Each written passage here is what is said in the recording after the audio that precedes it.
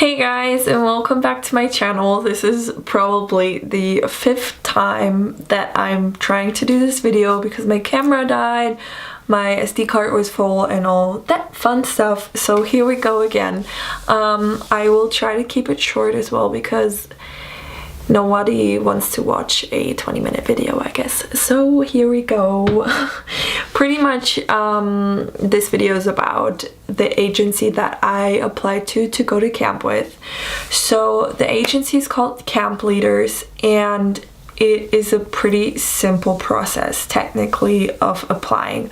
You just create a profile, you create your account, and you have to enter and fill out all these basic information, like information about you, where you're from, previous experience with kids, why you want to go to camp, and the most important part is the part about your skills.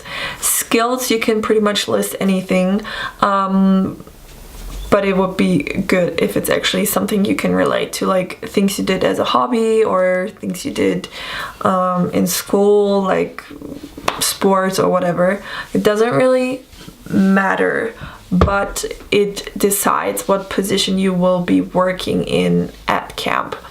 So for example, I put down lacrosse, I put down American football, swimming, snorkeling, canoeing, photography, horseback riding, so pretty much any hobby I've ever did and things I'm interested in.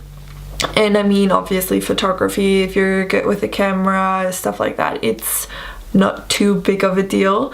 My favorite one was probably lacrosse, because I played lacrosse for 3 years and it's literally my favorite sport, and I was really sad when I had to stop playing, but that's kind of the position that I was hoping for when working at camp, I guess. But as I said, it's randomly chosen. As for what the camps are looking for, if they need a lifeguard, they look for a lifeguard. If they need a soccer coach, they look for a soccer coach, kind of like that. And what Camp Leaders is, it's pretty much a huge platform where individuals can sign up to apply to camp pretty much, but you don't get in touch with the camps. The camp gets in touch with you. So through the platform, they can contact you. You'll get an email that this and this camp is interested in you, and then you can set up a Skype interview yourself. Before you can do that, you have to complete your profile and you have to go through 2 interviews. One of them is in German. Pretty easy. You just talk about what's going to happen at camp, why you want to go to camp, and what you can expect, like what's pretty much the deal of an American summer camp. And the second interview is going to be in English, so they can kind of evaluate how well you can communicate in the different language. And obviously that wasn't really a problem for me. After the person has done the interview with you, they kind of fill out another section, I guess, that only camp can see. They ask you about your skills as well, your previous experience with kids, and pretty much everything that you have already answered a million times. I think for me was put down native speaker, because every camp that I talked to, they asked me whether I was American or not, which I'm not.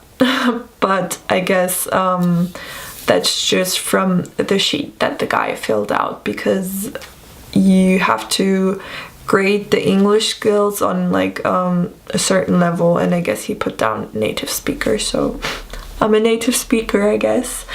After you completed all that and you paid the program fee and you did your police check and your references and everything like that, your profile will go online, which means that it's available for any camp that is going through Camp Leaders. So they see all the people that have applied and that are available for camp, and that have passed all the interviews and whatever you have to go through. So the camps, as I said, are able to contact you. Only when you finished everything, your profile goes online and camps will be able to see and contact your profile. Pretty much what happens after that is that you set up Skype interviews with the camps, and then you decide whether you want to join that camp or not. So for example, my first interview was really weird. It was literally just 2 minutes long and the guy was looking for someone to fill the position as a water ski instructor, and I've done it all summers. Like, I'm pretty good at it, I would say. And he just decided pretty quickly, and he was like, oh no, I don't think you're the right fit for the position. I was like, all right, well then bye, I guess. So that was my first interview, really quick. He was like, no, I don't want you, all right, bye. My second interview was really interesting. It was 2 hours long. It was a really good conversation. It was only audio though, so I couldn't see who I was actually talking to, which made a big difference.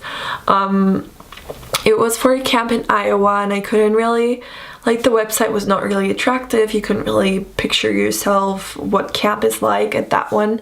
And even though he offered almost twice as much money as usual, I didn't really feel comfortable with making a decision in a positive way. So I declined his offer and had a third interview with the camp that I signed with.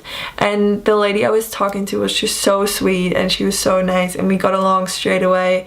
And to make a decision was really easy for me then. And I guess it's kind of like with wedding dresses, you just know when you know, like, your guts will tell you, I'm pretty sure. What I didn't really like with the agency is, I mean, you obviously kind of need them because you need a visa sponsor to get the J1 visa to work in America. But I wasn't too happy with camp leaders. I will probably make a review about camp leaders when I'm back from camp, because I mean, the whole process has not finished yet. It's finished when camp finishes, pretty much. Like, there's still so much more to it. Just so you know, it's quite a long process of getting the paperwork done, because you have to fill out everything on the platform. Once you're signed with a camp, it comes to the visa process, insurance, flights, blah blah blah blah blah, whatever comes with it. And that takes just a lot of time, because you have to get medical history and have to get things signed by a doctor and all that fun stuff. If you've never been to the States, that means you have, well, if you've been as a tourist, it doesn't matter. But because I have been to the States as a student, I already had done the tuberculosis test, which you need to enter the States. So I'm actually not sure if you have to do it as a tourist. I don't think so though. So that's something that you have to get done, and that is just an annoying process. But it's a lot to get yourself into, and I didn't remember it that bad, but it was making me crazy sometimes. And to not make this video too long, I just really want to talk about the costs really quickly, because for me it turned out to be way more than I expected. So from the interview I knew, all right, we pay the flights ourselves, we pay insurance, we pay the program fee, the program fee, and there was just a few things that added up to it. So starting with the program fee, that's 500 euros that you pay to camp leaders. Once you have your camp, you obviously pay your flights. My flights were 600 return, which is pretty good, I think. I had to pay for the medical history check at my doctor's. I had to pay for the police check. I had to pay the insurance, which was not too much, because you're covered by insurance during camp, but not for the time traveling after. So your visa allows you 30 days of grace period, and you pretty much have, from the day that camp ends, you have 30 days to leave the country. So I had to get insurance for that period of time, which was 40 euros. What else did I get that cost money? Insurance, then obviously what was it? I don't really know, but there's multiple things. I can list them in the description box, because I can't really think of the other stuff. You have to pay the visa, of course, that's 160 euros. You have to pay how to get to the embassy, which was like 30 euros for me, because I went to Berlin and I took the Flixbus, which is really cheap. You have to pay the shipping for your passport to come back to your house. I had to get pictures done for the visa, which cost me like 20 euros. There's quite a lot of things that add up to it, and that was just really annoying because no one really tells you. Also, Camp Leaders does this workshop, I guess, and you have to pay to get there yourself. This year they were in Cologne and in Stuttgart, and I was like, no, I'm not gonna go. So I had to do an online workshop which only took half an hour, so I highly recommend to do that one instead of driving somewhere.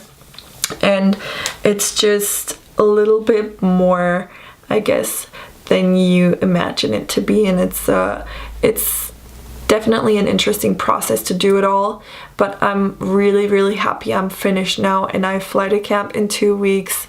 And yeah, I guess that's just kind of what I wanted to talk about, and I'll do a separate video about the camp that I will be going to, and the pros and cons about Camp Leaders will come later on, because as I said, it's not really finished yet. There's still more to come and more cooperation with the agency. So yep, more questions, comment down below. I will answer them all, I guess, definitely.